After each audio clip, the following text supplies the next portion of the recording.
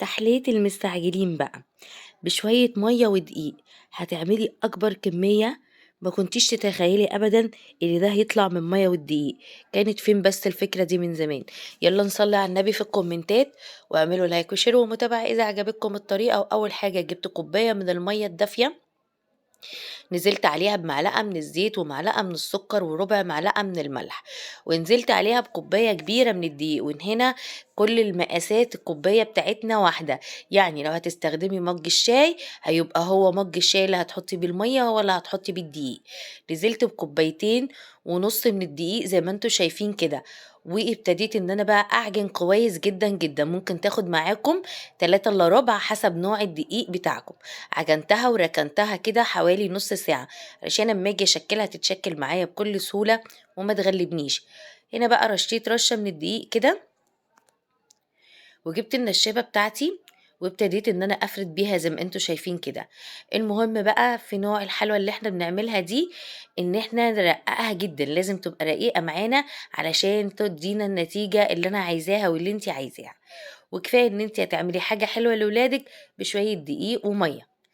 بصوا هنا هفردها على قد ما اقدر بسمك رفيع، بقطعها بقى او بطبق او بكوبايه او بغطا برطمان او غطا ازازه. هتبتدي تقطعي بالشكل ده اللي موجود عندك. انا عايزه اقول لكم ان القطاعات دي رخيصه، يعني ب 12 جنيه حوالي 6 او 7 قطاعات. ولو مش موجودين زي ما قلتلك هتقدري تقطعي بأي حاجة موجودة عندك، كوباية أو طبق أو غطا إزازة أو غطا برطمان. ابتديت كده شكلت اول كميه. عايزه اقول لكم الكميه اللي انا عاملاها دي كبيره، ممكن تقسموا النص، يعني تعملوا نص كوبايه ميه وكوبايه ونص من الدقيق. ونبتدي بقى نجمع العجينه بتاعتنا، بس مش هنشتغل بيها، يعني هنجمعها ونركنها ترتاح ونجيب بقى الايه القطعه التانية، لان احنا في الاول خدنا نص العجينه وسيبنا النص التاني علشان لما نيجي نفردها تتفرد معانا بسهولة وما تغلبناش. وزي ما قلت لكم كل ما رققتوها كل ما كان طعمها أحلى وتنفش معاكي وتبقى جميلة. هنخلص كل الكمية بقى ونروح عندنا على البوتاجاز، هنحط زيت ساخن وننزل بالحلوى بتاعتنا. عايزة اقول لكم هي تنفع للفطار الصبح للعشاء بالليل، سهلة كده وبسيطة وجميلة جدا جدا جدا. وكمان ولادكم هتعجبهم قوي. ابتديت بقى ان انا احط كده الزيت عليها زي ما انتوا شايفين.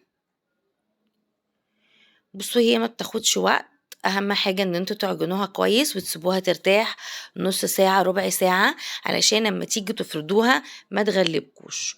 واول ما تاخد اللون الذهبي بطلعها على طول. زي ما انتوا شايفين كده بتتنفخ زي البالون، هي هشة جدا وجميلة جدا. ادي كده طلعنا اول كمية معانا، وزي ما قلت لكم الكمية اللي انا عاملاها ما شاء الله كانت كبيرة جدا. هنزل ببقية الكمية وزي ما قلت لكم تقدروا تقسموا، تحطوا كوباية ونص من الدقيق ونص كوباية أو كوباية إلا ربع من المية، وتلموا العجينة بتاعتكم هتديكم كمية برضو كبيرة. وجربوا في كمية بسيطة، لما تعجبكم اعملوا كمية أكبر. بالطريقة دي كده هنخلص بقى كل الحلوى بتاعتنا اللي هي اقتصادية جدا. بس يلا لو وصلتي معايا لحد هنا ياريت تعملي لايك وشير وما تنسيش الصلاة على الحبيب المصطفى، وكمان تقولي لي من اي بلد بتتابعيني. هنخلص بقى كل كمية بنفس الشكل ده. اهم حاجة قطعي زي ما انت عايزة. هنا كان عندي شكل القلب قطعت بيه زي ما قلت لكم بقى، ممكن تقطعوه دواري، وقطعت كمان بالكوباية. اي اشكال عندك. عارفه غطا الازازه ده بيعمل اشكال حلوه قوي، بتبقى عامله زي البابلز كده صغيره، بتبقى شكلها حلو قوي برضو. وحلاوتها بقى ان من غير مشربات ولا اي حاجه، نعملها بطريقه اقتصاديه كمان، يعني مش هنحتاج شربات ولا سكر ياما. هنا بقى بصوا بوريكم مقرمشه قد ايه، مقرمشه وهشه وحلوه قوي قوي قوي.